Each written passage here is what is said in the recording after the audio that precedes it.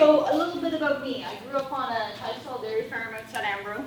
My parents still know. I was there last night. So in my spare time, I still do some chores. My dad has a really nice vet bill now, and he calls me all the time. In my spare time, I like to garden, and I also have a motorcycle that keeps me out on the roads a little bit for pleasure. So a typical day, just so you guys kind of know where I'm coming from. I've got my herd health stuff, pride checks, fresh cows, monitoring programs, herd problems. Met with a nutritionist this morning for one of my herd health guys. I do some consulting for, management changes, new barns, that kind of stuff. I don't know if you guys have heard of the Growing Forward 2 program. Quite a few clients that have applied for grants through that. Kind of a sideline, which doesn't necessarily have a lot to do with liquid feeds and fresh cow nutrition, but calf health is something I find very interesting, and I think as our industry moves forward will become more and more important on our farms. And then I, of course, spend a lot of time still doing sick cow work, and lately that has been a pile of ketotic cows, twisted cows, and every other vet I talk to at different clinics, they've been experiencing the same thing. I don't know if you guys have seen that out on the road or at your farms, but there seems to be a lot of them. I fixed 3 on Monday. So basically an outline of what I'm going to talk about. So I'm going to kind of talk about transition cow disease, the complex, how they all interrelate to everybody, right? And I'm going to talk quite a bit about ketosis and displacements. What can we do to treat it? What can we do to prevent it? And we already got a good talk about how to prevent it. Talk a little bit about pneumonia. There's been quite a lot of that going around the countryside with this lovely up and down weather we've been having. And a little bit about cystic cows, and if I have time and lunch isn't already, I might talk for about 5 minutes about calf health.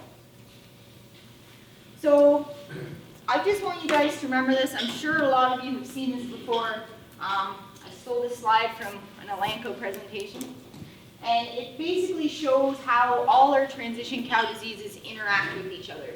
And I think the key is they all interact. So that cow that calves in and has milk fever, she gets immune suppressed, she's now in a negative energy balance because she didn't eat well for a while, and then all of a sudden we have a ketotic cow that's more likely to be cystic or not cycle right away, and is more likely to twist on us and that kind of thing. So just kind of keep that in mind, how that all interacts. On that picture up there, the solid lines are, known interactions. We know through research that this happens. The dotted ones, the light gray ones, are things that we think happen, but we haven't done the research and we don't know 100% yet. So ketosis. So I'm sure you guys all know what ketosis is. A little refresher, it's basically increased ketones in the blood in a cow. And those would be beta-hydroxybutyrate, which is the one that's often measured, acetoacetate, and acetone. And as we know, those are excreted in urine and the milk, and they're obviously found in blood, so those are the 3 ways we can measure them if we want to monitor our cows. So there's 2 types of ketosis. One is subclinical ketosis. That's the ketosis that really doesn't show a lot of signs.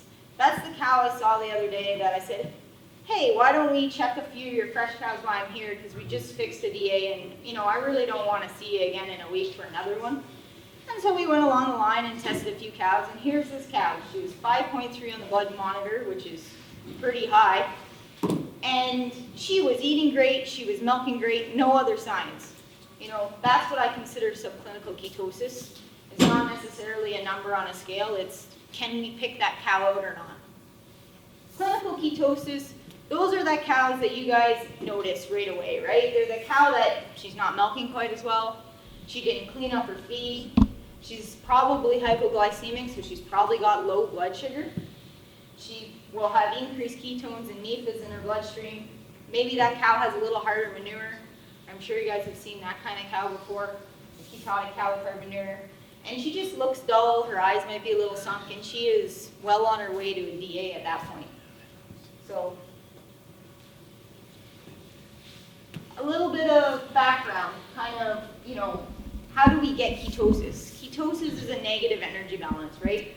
What happens is you have a cow and she's eating away and she can't keep up. What she eats is not enough to keep up with her growing demands, her metabolic demands for her own normal maintenance body functions, and her demands for milk production. Because we ask a lot of our fresh cows to produce the milk that they will, and a lot of our 2-year-olds to produce that milk and continue to grow. So if we have that cow, she can't keep up. So she says, hey, I need to get more energy. Where can I get it from? She says, hey, I'll just burn some back fat. A little bit of fat, no big deal. And you know, they can burn off a little fat and they do okay. The problem is when they burn off fat, they produce something called ketones.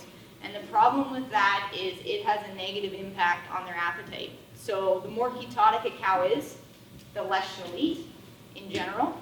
And therefore, the more body fat she's going to burn the next day and the day after that. So she goes into what I call a downward spiral, and that ends with a twist if we don't pull her out of it.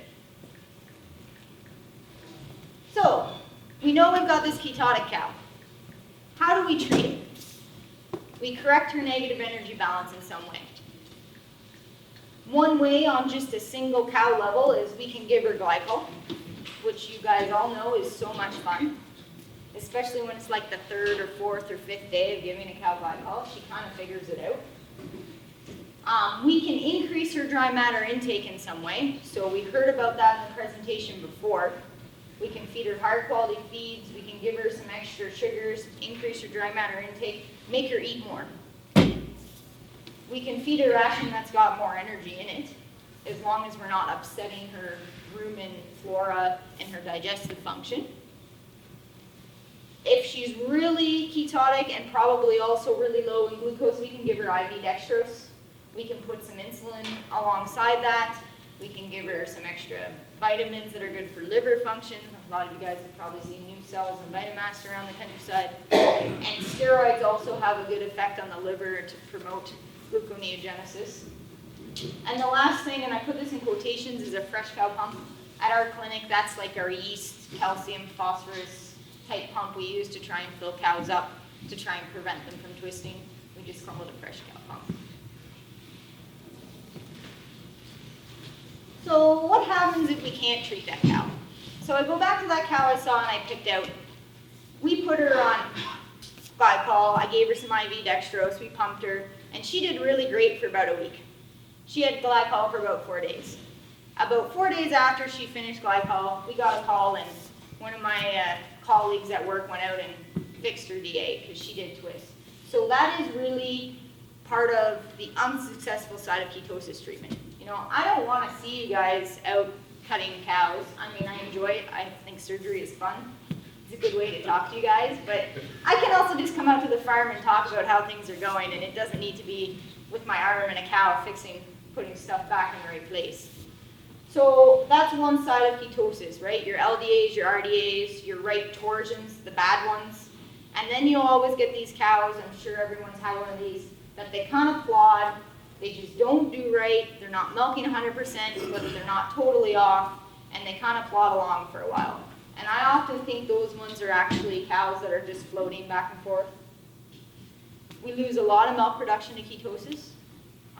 One side of it would be fatty liver disease, and there's also a variant of ketosis called nervous ketosis. I don't know if anyone's ever had a cow.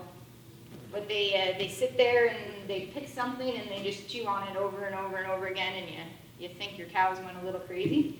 We can normally pull them out of it though, so that side is good. So that's kind of the negative side of ketosis, is when we can't pull them out of it with a little glycol. So what do we lose? To me, dollars are important, right? You want to know, what can I save if I prevent ketosis? So I pulled this off of a university, the Cornell University out of the States, off one of their studies. So these are obviously American stats, so the dollars will probably be a little higher here, because our milk is worth a little more, and our dollar is worth a little less compared to theirs, I guess, in a way.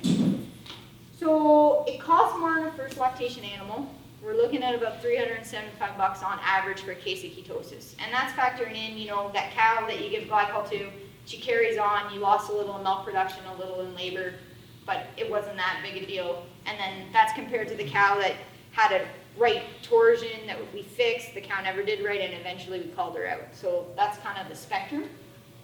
And they take into account milk losses, reproductive losses, because certainly those cows that are really ketotic early in lactation, they don't breed back near as well.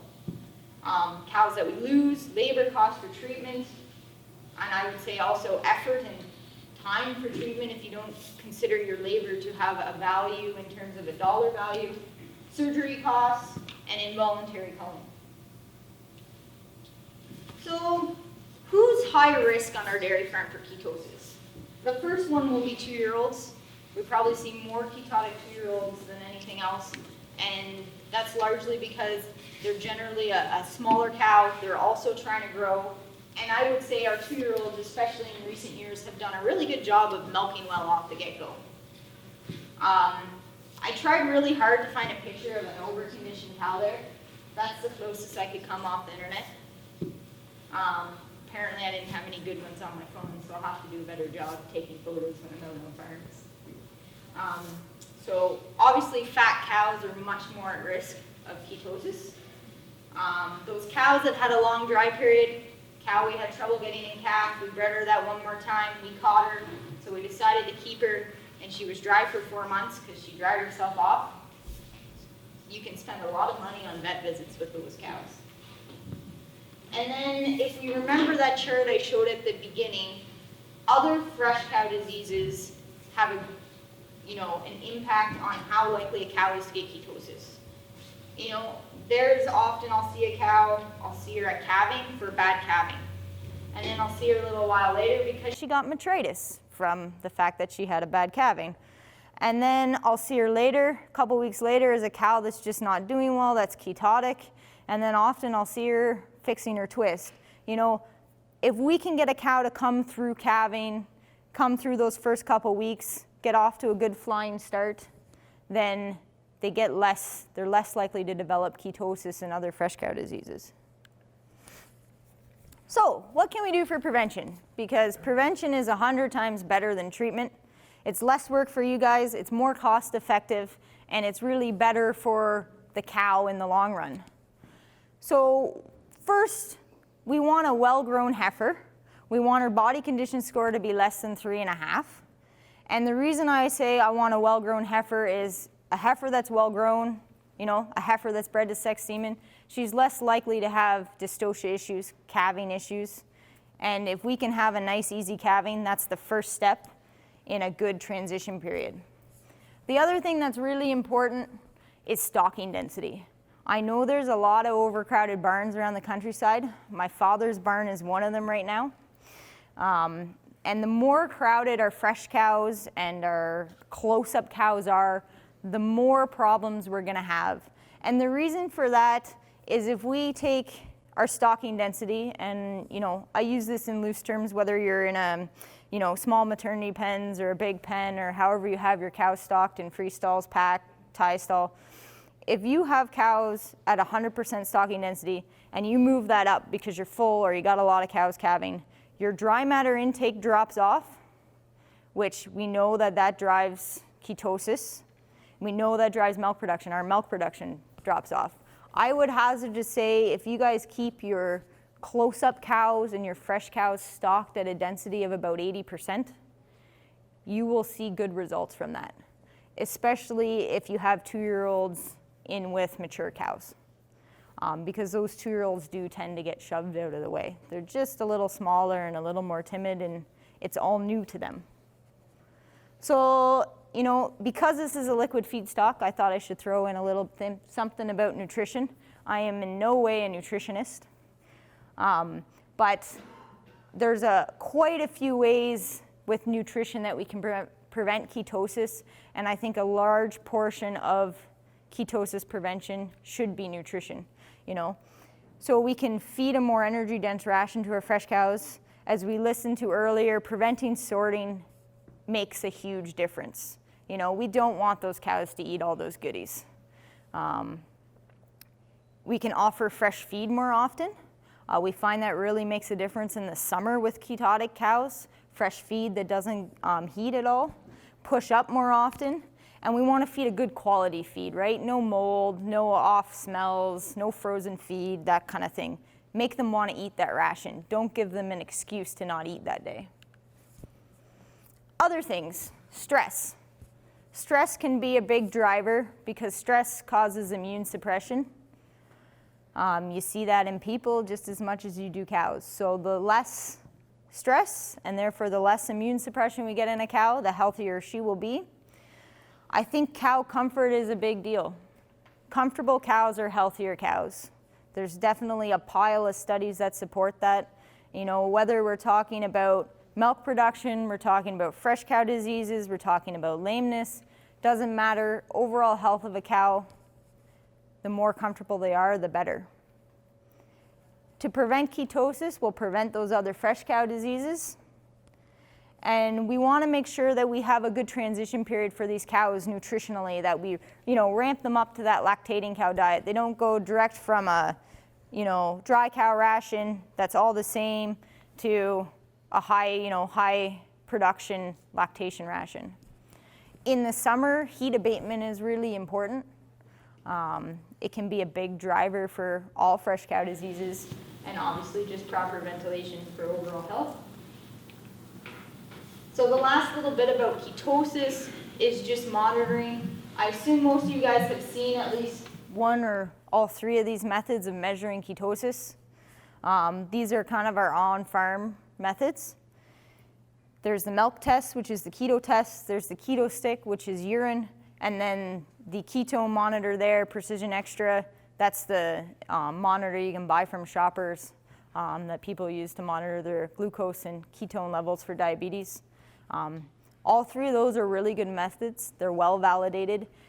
And if you are having some DAs or ketotic cows, I would highly suggest talking to your herd vet about when and how you should monitor ketosis in your cows.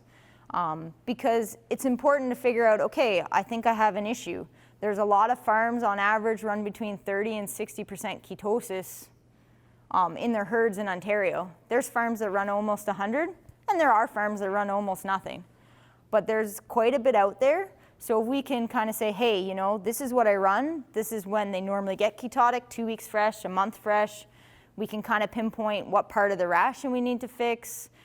And monitoring will help us keep an eye on it. And let's be honest, it's a lot easier to give a cow a little bit of glycol, maybe a bottle of sugar, than it is to call me out and have me do a surgery. So a few other things. I'll keep this quick because I'm sure lunch is just about ready. Stuff that I've seen a lot of this winter is pneumonia. I hope you guys don't have too many heifers that look like that one, but that was about the worst picture I could find on the internet of a pneumonia heifer, and she looks pretty sad. So pneumonia is by definition inflammation of the lungs. There's been a lot lately, and I really do think it has had it can have a very large economic impact on your farm. And we're lucky because there are a lot of ways to prevent it. So I kind of think I see two types of pneumonia in terms of clinical signs. One is that cow that, you guys will pick out super easy, right? She's got a high temperature, she's puffing away fast with some effort, she's got snot running down her nose, she's got cold ears, sunk eyes, and she just looks not happy. Those are a very obvious pneumonia. The other side of it, and I've seen a lot of these this winter, are what I would call them a mild pneumonia, right? They're a cow that you look at and you say, you know what, something's not right with this cow. She's just a little off. She's maybe not eating 100%, but she doesn't really have any signs. No temperature, not breathing fast. Her rumen has kind of slowed down a little and she looks a little off. I find those cows, if you don't treat them, in a couple days, they start showing clinical signs of pneumonia. I think they're just really early pneumonia cows that we've started to pick up on. So I'm sure you guys all know how to treat a pneumonia. There's, lots of different things. Antibiotics, obviously, if they're bacterial based, they don't do much for a viral pneumonia. And there's many other supportive treatments to that. But really, the more important question is, how do we prevent pneumonia? And like I said, we've seen a lot. We've had quite a few herds that have had it come through and kind of bounce from cow to cow to cow, and then all of a sudden they've got 5 cows out of the tank that we're treating, and that's not really a good day. So, you know what? Vaccination is super important because there is a lot of good pneumonia vaccines out there. I've put some nice pictures of the bottom of a few of them. There's many others. Every vet will have their own preference, and I think every farm will have a vaccine protocol that works best for you guys. You know, I can write you the very best vaccine protocol on paper, but if it's not gonna happen or it doesn't fit your management, then it's not the best one for you. So I say to you guys, if your vaccination program has got a little lax or fallen off the rails, or you think you might want to change something, next herd health, just say to your vet, hey, let's talk about vaccines for a while we preg check. You know, it's a great time to talk about things. Other things we can prevent, obviously ventilation, cow comfort. This is from a calf study. They did a study and they showed that calves that are deep bedded with straw, really comfortable, warm, good environment, those calves were 50% less likely to get pneumonia than the ones without that deep bedded straw and comfort. So I really think that plays a big role. So just going back to this lovely mess of transition cow diseases, there's a little one there that says COD. That stands for cystic ovarian disease, or really I consider that cows not cycling properly. And we talked about ketosis, and one of the things that ketosis leads to is those cystic cows, or those cows that are 60 days in milk and have never shown you a heat and aren't cycling properly. So a little bit about them, since I seem to see them a lot lately. I don't know if you guys have any cystic cows running around at home, but they can definitely be a challenge to get bred back. So when we say cystic cow, it's a cow that has a persistent fluid-filled structure that's, you know, about this big or bigger on an ovary, and her ovaries aren't cycling properly. And if they're not cycling properly, we can't get them in calf. So it's most common in fresh cows, and it tends to be more common in those older cows. Do we know all the reasons? I will say we certainly do not, but we're learning more all the time. Some of the risk factors, as we talked about, negative energy balance, ketosis, and those other fresh cow diseases that lead to negative energy balances, that certainly drives cystic cows. Heat stress, we saw quite a few after last summer. The thing right now that we're seeing is more mycotoxin, vomitoxin caused cystic cows, and there is definitely a genetic component. I know there will be guys that tell me like, oh yeah, that cow family, definitely, they're more common in that cow family. And like I said, we don't fully understand them. It's kind of just something to keep in mind if you find you're getting a few more. It's a good thing to, you know, have a chat about, see if we can change a couple things, have less of them. So my last 5 minutes, I'm going to talk a little bit about calf health. And the reason I just want to mention this is that, you know, our best scenario on our dairy farm is that we have a well-grown heifer. She calves in unassisted. She's less than 24 months of age.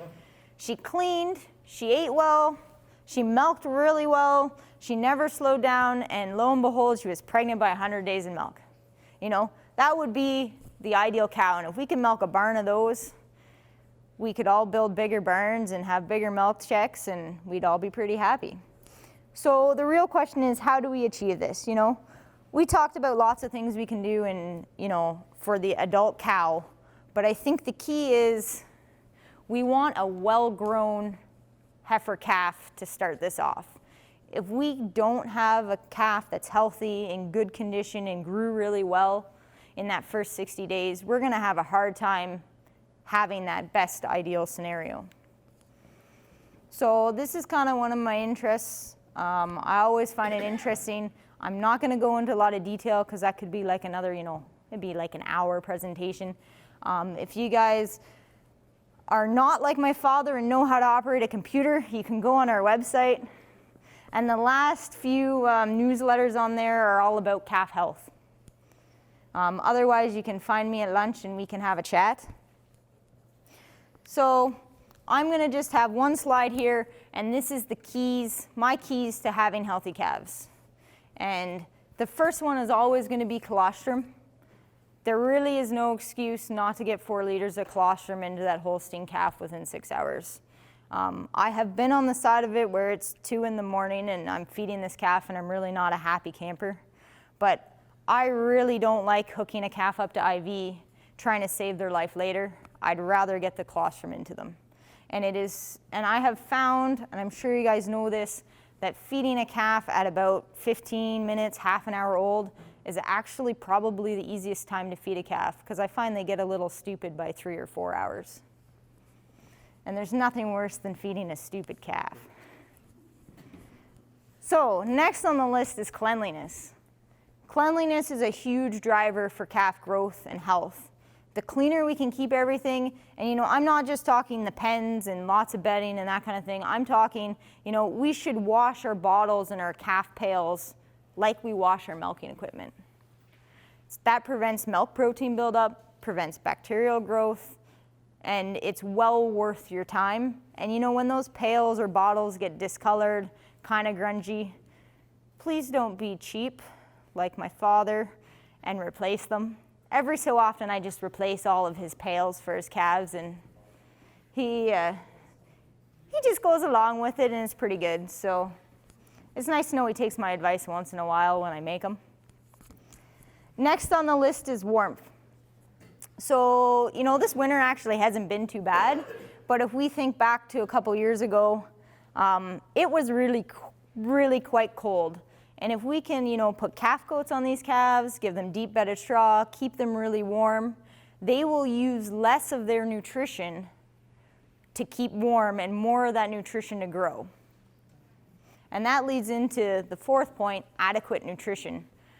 I really believe that calves should get quite a lot of milk.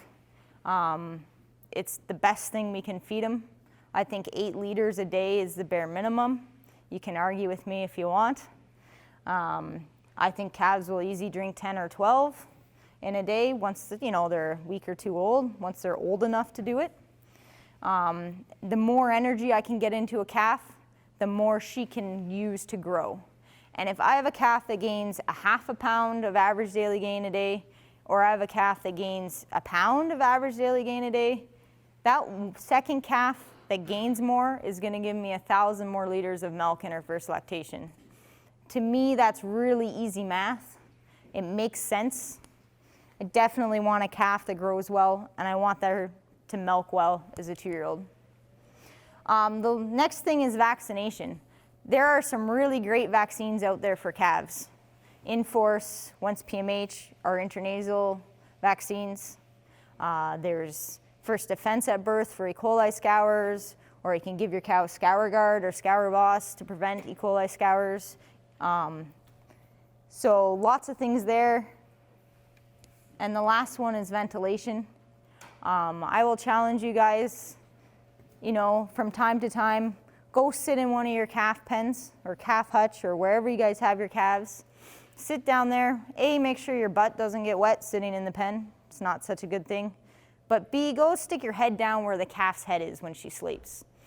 Take a good deep breath. If it smells kind of damp and ammonia-like, then we probably need to think about what can we do to change the ventilation a little bit. Because it's really easy to walk into wherever your calves are and stand up where we are. And I mean, you guys are all a little bit taller than me, so you'll even get fresher air than me. But those calves are really low to the ground, and the air is never quite as nice and fresh that low as it is up here. So that is the end of my presentation, and lunch is rolling out. So if there are any questions, I will take them. I was just going to say, for calf health, our best investment 4 years ago, we got a large pasteurizer. Yep. We haven't lost a calf since. Yeah, so a pasteurizer is great. Basically, right, you kill as much of the bacteria as you can, and then if everything else you're using is clean, they have very little pathogen exposure.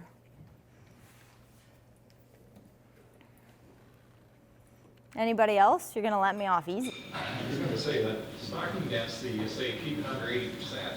ProAction says we can go 1.2. What's your response to that? So ProAction, they have their rules.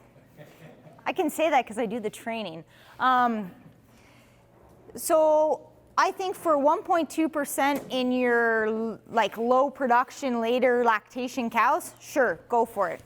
I don't have a problem with that. But 1.2% in your cows that are, you know, close to calving or, you know, 2 weeks fresh, I think you'll see problems and you'll lose out in the end. And I mean, I realize barns are expensive and everyone's trying to expand and there's a lot of new barns going up. And you know, you can't always have something like that. We have to work with what we have, but I do think a lower stocking density in what I call your high risk cows around calving will pay off in the end. Yes, sir. Calf barns versus hutches.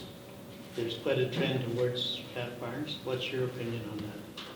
So I think you can do well with either. I really do. I do think we see a little more disease probably in a calf barn just because everything's a little more concentrated and you can't move your calf barn. With hutches, you can power wash them off and move them to a different section of wherever if you want. The thing I like about a calf barn is they tend to be warmer, you tend to be out of the rain, wind, and snow, and you probably spend more time looking at your calves, especially if you know you feed your calves in the dark, as it often is early in the morning or late at night. So they have some really good benefits that way, that I think you spend more time with your calves in them. And it's easier to give them water and keep an eye on them. Calf hutches, I think they work really well too. It's whatever you think works best for you. I think you can raise really good calves in either.